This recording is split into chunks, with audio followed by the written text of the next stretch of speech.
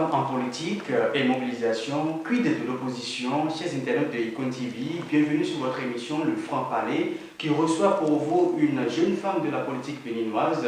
Elle est la secrétaire générale adjointe aux affaires féminines et sociales du Parti Les Démocrates, un parti de l'opposition en création. Julia Paki, bonjour, bienvenue sur cette émission. Bonjour cher ami, bonjour monsieur le journaliste. Merci d'avoir accepté notre invitation. Merci aussi de m'avoir reçu. Alors, il y a cette actualité qui agite la presse béninoise et l'opinion publique. C'est cette affaire au niveau du ministère de l'Intérieur où le ministre Sakalafia demande des preuves de la démission de certains membres du Parti Les Démocrates, de l'ancien parti FCBE, Force pour un Bénin émergent, de l'ex-chef d'État Boni Yahi. Comment interprétez-vous, comment vous voyez cette information, cette situation au niveau du ministère de l'Intérieur? Je dois déjà dire que c'est une fausse rumeur. Du moment où le ministère, qui est cette institution qui devrait nous donner cette information fiable, n'a pas adressé une notification, d'accord, au parti Les Démocrates pour dire voilà la situation. Nous avons besoin des papiers qui attestent la démission de certains responsables de l'ancien parti FCBE. Du moment où nous n'avons pas reçu, d'accord, cette lettre, cette notification... Vous voulez dire qu'il n'y a pas une lettre officielle qui a été adressée au parti? Du tout pas. Nous avons été surpris, comme vous d'ailleurs, de voir l'information circuler sur les réseaux sociaux, ce qui a tout de suite interpellé la réaction d'accord des membres du parti et a amené le président en personne, Éric Oumondété, à faire passer un communiqué pour éclairer la lanterne. Quelle a été la première réaction du président Éric Oumondété, c'est de faire sortir le communiqué? Tout à fait. Est-ce que dans la composition des dossiers, les responsables du parti ne savaient pas qu'il y avait certains qui sont encore membres de l'ancien parti FCBE et qui n'auraient pas peut-être déposé les preuves de leur démission du parti? Laissez-moi vous dire que les membres fondateurs, d'accord, et les membres même du comité permanent de la coordination nationale sont des responsables politiques quand même.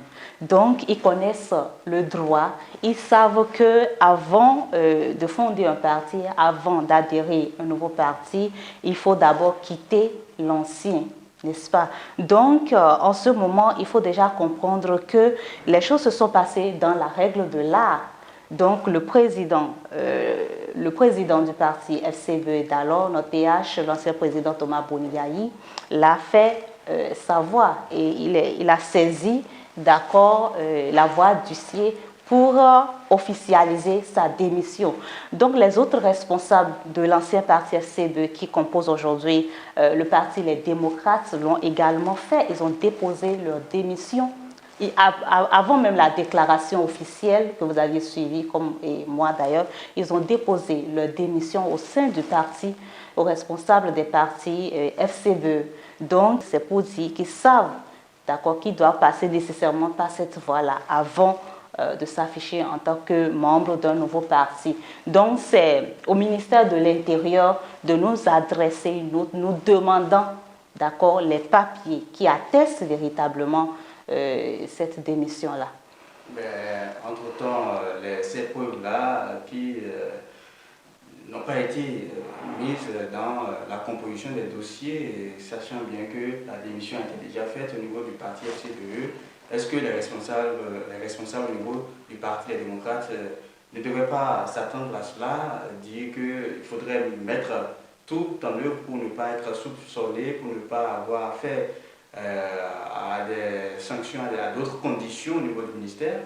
Et laissez-moi vous dire qu'ils le savent bien et tout a été fait, d'accord? Et nous sommes en politique et vous savez comment est-ce que ça se passe aujourd'hui entre mouvance et opposition. Donc ce n'est pas au ministère de l'Intérieur d'aller demander, d'accord, aux responsables de l'ancien parti FCBE si ceux-là qui composent aujourd'hui les partis démocrates avaient réellement déposé leur lettre de démission. C'est à eux de nous adresser de façon officielle. Ça a été fait. Non, ils n'ont qu'à nous interpeller directement, c'est ce que nous demandons. Voilà. On ne va pas seulement aborder ce sujet, mais on va parler aussi de ces appels que nous remarquons ces appels tous azimuts au second mandat du président Patrice Talon, alors que lui-même avait déjà annoncé dès sa prise de fonction qu'il ne ferait qu'un seul mandat. Comment voyez-vous cela en tant que jeune femme de l'opposition béninoise? C'est à la fois ridicule. C'est vrai, le chef de l'État, Patrice Talon, avait dit qu'il fera un seul mandat. Bon, nous sommes en politique, c'est ainsi, ils disent leurs choses. Et après, bon, ils sentent encore le besoin de revenir. Ce qui est sûr, la Constitution lui permet d'être encore candidat pour un second mandat. C'est au peuple de dire de le choisir ou pas. Maintenant, nous sommes à 7 mois des échéances présidentielles. Je ne pense pas que c'est le moment idéal parce que c'est en violation du code électoral. Et ce qui fait mal, c'est de voir les responsables à divers niveaux, les présidents, d'accord, les responsables qui président les différents partis du chef de l'État et qui se lancent dans ce vilain jeu-là. Ce n'est pas possible, c'est vous-même qui avez fait la loi, d'accord, elle s'impose à nous tous, nous devons pouvoir respecter les tests. Nous, susciter la candidature, d'accord, du chef de l'État à l'État où nous sommes, c'est se lancer dans une pré-campagne déjà qui ne dit pas son nom. Donc, politiquement, on peut comprendre, mais nous sommes en déphasage avec déjà les règles de la justice. Voilà. Donc, et ce qui fait mal en plus, c'est cette jeunesse, d'accord, qui constitue la jeunesse, qui constitue la relève. Vous avez des choses à reprocher à la jeunesse? Certes, beaucoup de choses, parce que je suis jeune. Et la jeunesse, je suppose, et d'ailleurs c'est ça, c'est l'avenir de ce pays. Donc c'est normal qu'on décide de faire carrière en politique, mais se mettre dans ces jeux-là, ça n'honore pas cette jeunesse parce que, voilà, qui suscite également comme les responsables la candidature du chef de l'État. Je suppose, d'accord, pour ces échéances, on a dit qu'il faut avoir déjà 40 ans pour pouvoir se déclarer candidat. Mais parmi cette jeunesse, il y en a qui déjà peuvent se décider à être candidat. Si vous avez cette carrure, si vous avez ce bagage d'expérience, alors vous ne posez pas, d'accord, le problème d'une élection apaisée, vous, dans vos discours, en tout cas dans ce qui se fait, vous n'amenez pas le chef de l'État, d'accord, à prendre à bras le corps le problème qui mine la jeunesse. Je veux dire quoi par là? Je veux dire déjà que si aujourd'hui on suscite la candidature du président qui est en exercice, par qui, d'accord, notre avenir sera scellé d'une manière ou d'une autre. Et on se entre griffes. Qu'est-ce que vous mettez dans celui? En fait, c'est lui qui décidera de l'avenir du pays et du moment où il le fait, c'est, comment on appelle, la jeunesse. La question est l'avenir de la jeunesse qui est en jeu.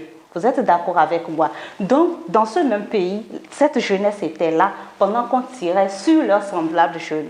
Cette jeunesse était là, d'accord, pendant qu'on licenciait les jeunes comme eux. Cette jeunesse est toujours là pendant que ces députés votaient les lois, d'accord, pour que le parrainage vienne des partis politiques. Ce qui voudra dire quoi? Dans cette jeunesse aujourd'hui qui se réclame du côté de la mouvance, qui souhaite que le président revienne, d'accord? Donc on dise que moi, par exemple, je dois être candidat. Alors que dans mon parti ou le mouvement que je préside, d'accord, nous n'avons pas de maire, nous n'avons pas de député, ce qui voudra dire quoi? Ce qui voudra... Vous n'êtes pas le seul, le Parti démocrate, c'est pas... Je parle en termes général, je parle de la jeunesse. Il y a aussi la FCDE, la seule formation politique de l'opposition qui a pris part aux élections communales et municipales de mai 2020, qui n'a pas pris part aux élections législatives, qui a perdu sa majorité pour la présidentielle de 2021. Il y a d'autres qui se manifestent, même s'il n'y a pas encore une déclaration officielle. Par exemple, le constitutionnaliste Jola Ivor, qui n'a pas encore lui aussi son parti politique. On ne sait pas comment il va aux élections. Toutes ces questions-là sont là et comment... Vous voyez, c'est un peu flou. Donc, c'est pourquoi je dis la jeunesse devrait normalement prendre ses responsabilités, d'accord, en interpellant le chef de l'État pour dire voilà ce que nous voulons. Parce que, vous savez, ce problème, ce n'est pas uniquement pour les opposants, c'est pour tous les Béninois en général. C'est vrai, c'est nous qui sommes en situation aujourd'hui. On ne sait pas demain leur sort. Donc, c'est pour que les mêmes erreurs ne se répètent pas. D'accord, que nous tirons sur la sonnette d'alarme et la jeunesse doit comprendre et également nous accompagner dans ce sens-là. Parce qu'aujourd'hui, si un jeune se lève et doit se déclarer candidat, cela voudra dire qu'il doit, coûte que coûte, avoir les moyens, de gros moyens financiers pour s'acheter les maires, pour s'acheter les députés, pour pouvoir parrainer sa candidature. Et ce qui voudra dire quoi? On choisira alors ce président à la hauteur, d'accord, de notre mallette, de nos moyens financiers. Ça pose un problème. Le développement en ce moment-là ne sera qu'un leurre, c'est ce que nous disons. Donc je veux voir cette jeunesse beaucoup plus active, beaucoup plus décisive et engagée. Parce que les leaders d'aujourd'hui vont passer. Demain, c'est nous. Et si aujourd'hui gâte les choses, ce sera compliqué. Donc, on est... que jusque-là, la jeunesse est exploitée par les... La jeunesse est bien exploitée. Ce n'est pas parce que je suis du côté de l'opposition que je le dis. Donc, je le dis parce que pour notre avenir, celui de nos enfants, de nos jeunes, de la nouvelle génération qui va venir. Donc, c'est le moment de leur dire non, nous ne voulons pas ça. Parce que vous suscitez la candidature du chef de l'État, qui voilà comment il a fait du pays, voilà ce qu'il a fait du pays plus tôt. Donc, c'est le moment de lui notifier ses erreurs-là avant qu'il ne revienne. Susciter sa candidature n'est pas un problème. Si il revient... Mais s'il suppose que, ces jeunes-là supposent que le président Patrice Talon a fait des réalisations, a fait certaines choses qui développent d'une manière ou d'une autre le pays à une avancée, parce que chaque gouvernement vient selon ses stratégies, selon ses moyens, et chaque gouvernement essaie de faire ce qu'il peut pour faire avancer le pays. Ici, il voit que le président Patrice Talon est en train de travailler. Est-ce que ce n'est pas de leur droit? Nous sommes dans un pays démocratique. Ils peuvent susciter à leur gré la candidature du président Patrice Talon. Je n'en disponible pas. Ils peuvent bel et bien susciter sa candidature. Mais en le faisant, qu'on lui pose un certain nombre de conditions, c'est ce que je dis. Que les choses se passent dans les règles de l'art. Parce que nous voulons la paix pour notre pays. Et la paix n'est pas un vain mot, c'est un comportement. D'accord? Si on tire sur les populations, on n'arrive pas à revendiquer nos droits. Ouais, alors, à quoi bon alors construire le pays si, après tout, on doit ruiner tout ça? D'accord, par les tirs à balles réelles, par la violence, par l'exclusion et machin. C'est ce que je dis, c'est ce que je défends. Donc, c'est à la responsabilité de la jeunesse de dire non, nous ne voulons pas ça, parce que vous allez quitter un jour, ce sera notre tour. C'est ce que je dis. Quand vous parlez de l'engagement de la jeunesse, on parle aussi de l'engagement des femmes, jeunes femmes en politique béninoise. Comment voyez-vous l'engagement de ces femmes-là en politique quand on s'appuie sur les dernières élections, les dernières élections communales et municipales de mai 2020? On a remarqué un taux de participation de 40% approximativement des femmes. Il n'y a que 4 maires qui soient élus comme femmes. Voilà. Alors, quel est votre avis? Mon avis est ceci. Comme l'a dit ma maman chérie, présidente Maître Marie-Élise Bédo, ce n'était que de la poudre aux yeux. On exploite l'image de la femme, d'accord, pour parvenir à des fins inutiles, à rien que leur intérêt. Quand ils avaient commencé cette affaire au Parlement, je veux parler de positive, merci. Donc, le dialogue politique qui a eu lieu, mais ils n'ont pas impliqué les femmes qu'il faut pour que le débat soit véritablement ouvert. On a dit, on veut, rappelez-moi, 24% des femmes, c'est ça. Maintenant, est-ce que la loi qui demande cela, est-ce que dans ces lois, il a été demandé que forcément, d'accord, chaque parti politique doit mettre les femmes en tête de leur liste? Mais non, ce qui voudra dire qu'il faut d'abord motiver, susciter la candidature des femmes pour avoir pour pouvoir atteindre ce taux de sièges à pourvoir. Parce qu'une chose est de les associer et une autre chose est de pouvoir parvenir au gain de cause. Donc, c'était juste du leurre, c'est juste pour nous berner et pour pouvoir faire passer à l'Assemblée nationale leur machin de nouvelles lois. Vous voulez dire que la nouvelle constitution, en ce qui concerne la discrimination positive, a des lacunes, il y a des choses à corriger. Si, beaucoup de choses. Qu'il faudrait notifier dans la loi que les femmes, un certain nombre, soient à la tête de la liste des partis politiques. Tout à fait, parce que le combat au sein des partis politiques, c'est tout autre. Les hommes ne dressent pas du tout le tapis rouge quand il s'agit des intérêts en politique. C'est pas ce que nous disons. C'est pas le combat d'aujourd'hui. C'est pas, vous voyez. Donc, il faut véritablement que les femmes soient fortes. Il faut véritablement que les femmes soient associées. Parce que si on ne laisse pas la main aux femmes de participer, de dire... pas aussi des femmes je n'en dis pas, ça dépend. Qui n'arrivent pas, selon certains, n'arrivent pas encore à s'afficher comme cela se Les femmes s'affichent, les femmes s'affichent et s'affirment. Mais le débat, d'accord, au cours des fronts, c'est tout autre.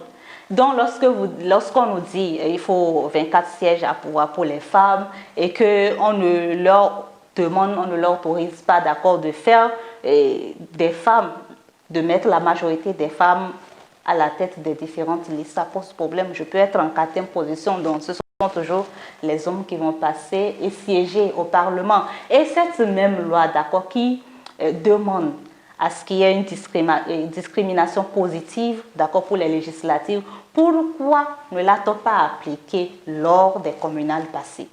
Vous voyez, c'était pour nous berner, merci, c'était pour nous berner, faire passer leur vote, c'était ça. Nous avons aujourd'hui 4 femmes maires, d'accord? Et il y a 2 femmes du Bloc républicain, une femme du Parti Union progressiste et l'autre du Parti FCE.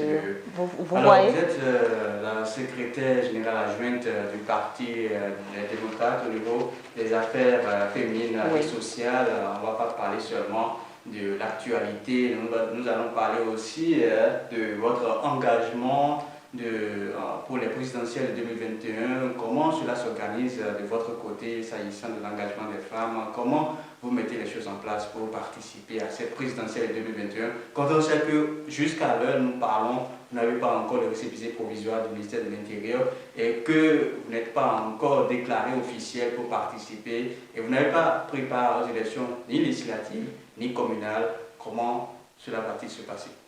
Cela va très bien se passer parce que nous sommes à l'œuvre depuis fort longtemps. C'est vrai, il y avait quelques guéguerres entre les différentes forces qui composent la résistance, l'opposition, tout ça.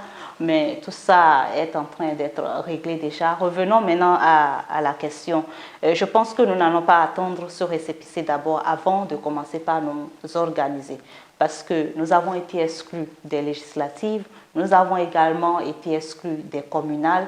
Et ces présidentielles, la mouvance ne sera pas seulement d'accord au front. Donc, nous voulons participer et l'opposition doit participer à avoir son candidat. Mais en attendant, je pense que au niveau du parti... se passer parce que le code exige qu'il faut la majorité des maires, ou soit des maires, soit des députés, et vous n'avez pas de députés ni de maires. C'est là que nous demandons à ce que le verrou du parrainage soit sauté. C'est tout un autre débat, c'est un autre combat que nous menons.